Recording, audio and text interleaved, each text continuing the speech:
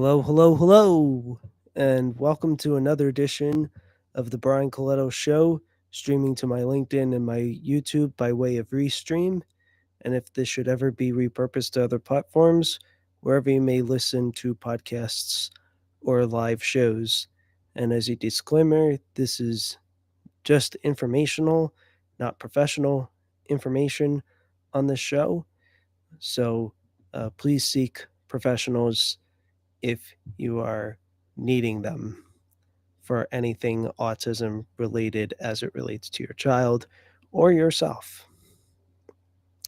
So let's get started. So um, I was a little late putting this show together, but I I am going to talk about nonverbal autism. I've talked about it on this show before, but I'm going to specifically talk about a little bit of a disturbing story. So, um, a little bit of a trigger warning. So, um, just feel free to scroll past these next 1 or 2 minutes if you must.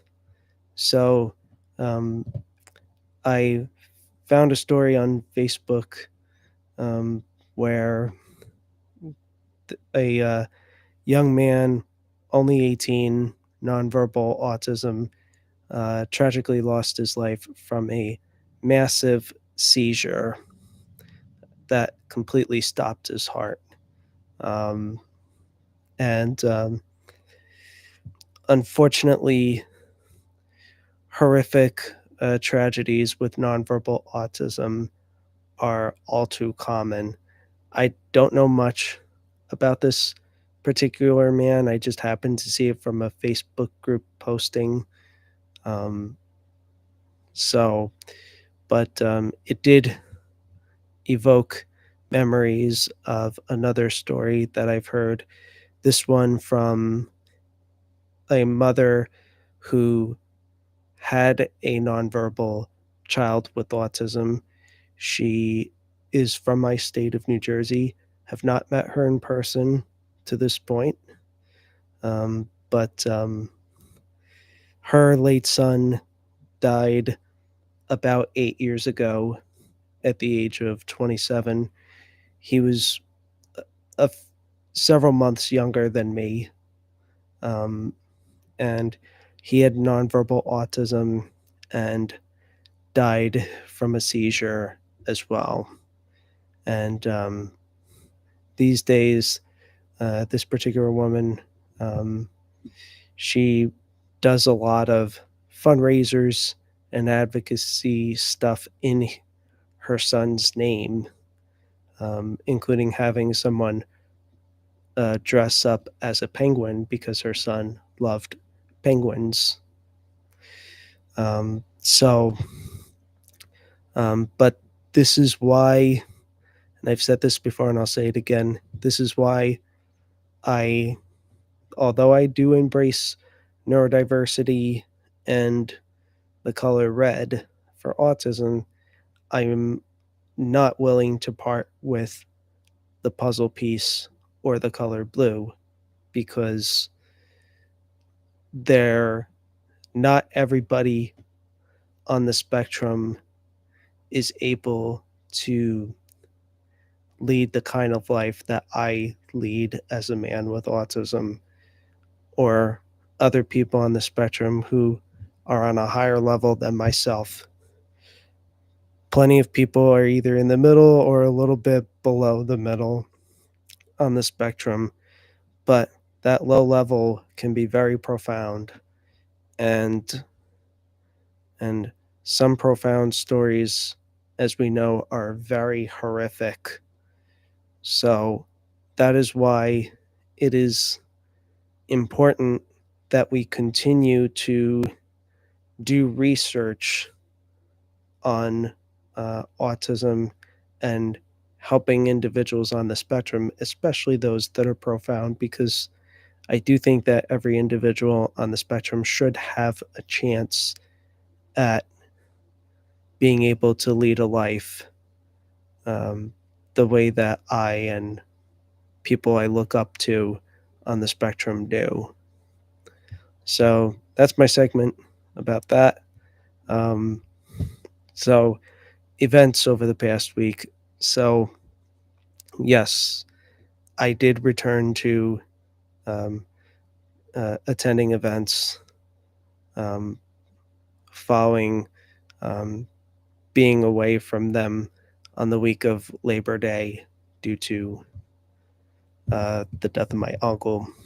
Um, but I am back in the swing of things now. So this past Tuesday was a networking event for the chamber that I'm a board member for. Then the next night was a young professionals group on that Wednesday night, that is. And then the Thursday night was another young professionals group. So I had 3 nights in a row of activities um, from Woodbridge to Somerset to Princeton. Um, it was a lot of activity, but I made sure after each of the first 2 nights that I could go the next night as well. And it was a nice distraction, and it was also a lot of fun and great to strengthen connections, meet new connections. Then after a break on Friday, I um, I attended my town's second annual Italian festival, which I have short videos on. Um, so you're welcome to see what I did.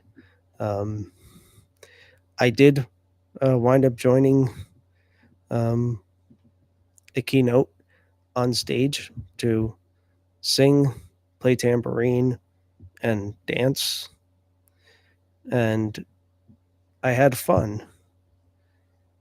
And that was despite the fact that the attendance was not that great at that event, which I think is partially because there was an event earlier in the day in my town that had really big attendance. So, very hard to match a high level of attendance for 2 events in one day. Um, and then I attended Fannywood Day on Sunday. Great event. Got to spend time with my Rotary Club, see many other familiar faces besides Rotary um, at the street fair, and I've got a few events lined up this week as well. And also, as a final note, um, I don't know when I'm going to do it as a post on social media, but I was able to proudly say that I've released 10 pounds from the heaviest that I got. So um, I'm very happy about that, and happy that a lot of my energy is back. So that's what I got for this week's show. I hope to be back for another episode next week, which would be the first one of the fall. So this one is my final one for the summer of 2025. So it's been real.